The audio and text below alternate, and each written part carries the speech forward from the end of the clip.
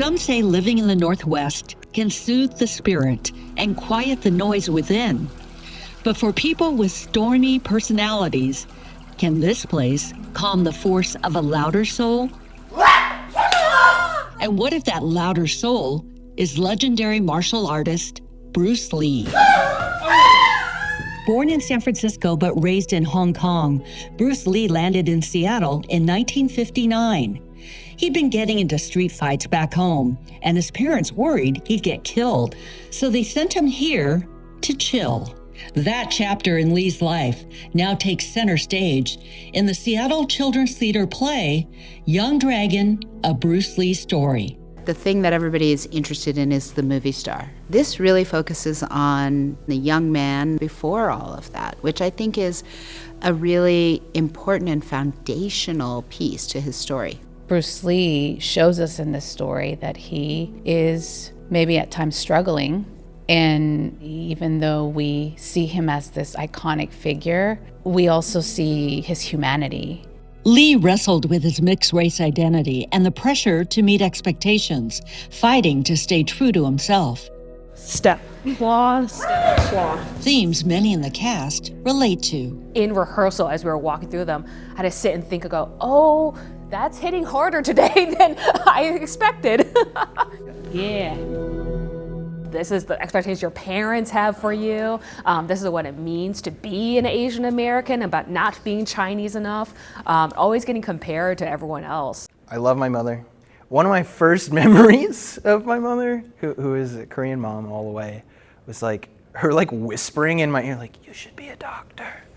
So yes, that expectation is very real, but it's encouraging to know that even Bruce Lee, to some degree, had to push through that obstacle.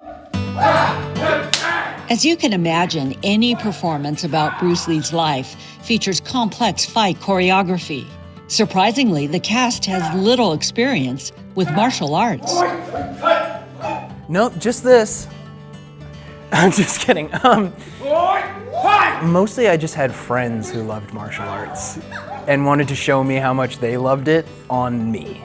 I certainly do not. I will say I had more of a WWF background, having an older brother.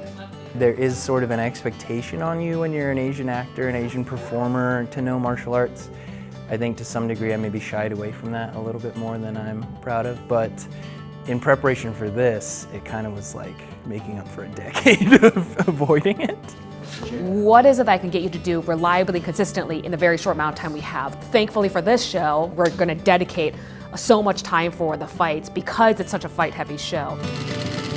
The dedication to detail extended beyond the fight scenes.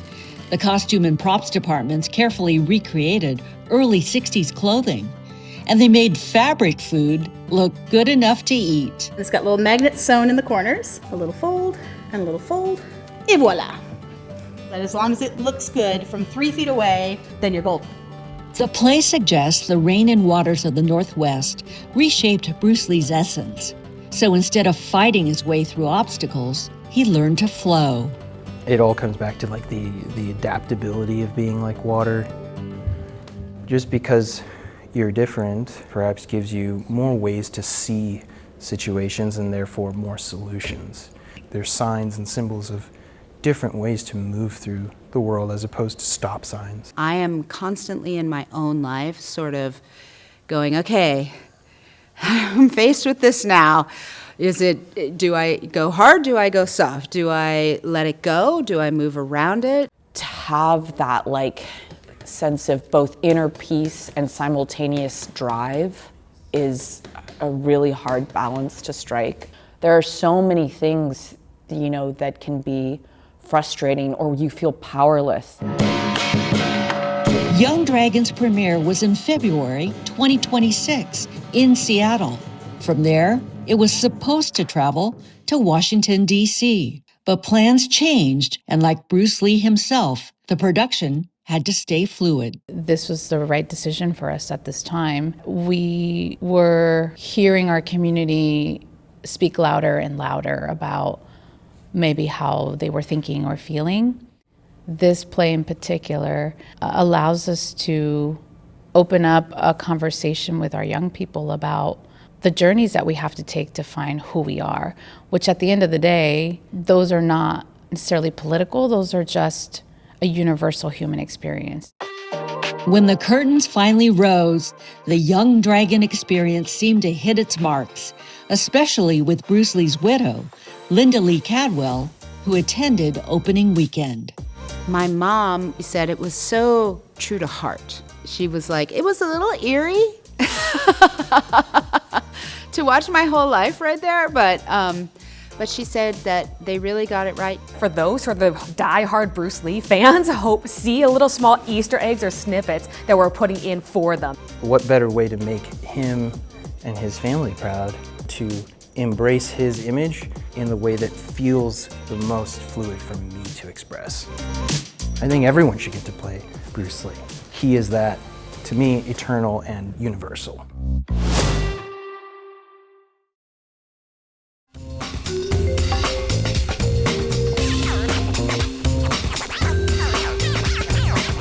Watch City Stream Tuesday nights at 7 on the Seattle channel, or find us anytime online at seattle.gov.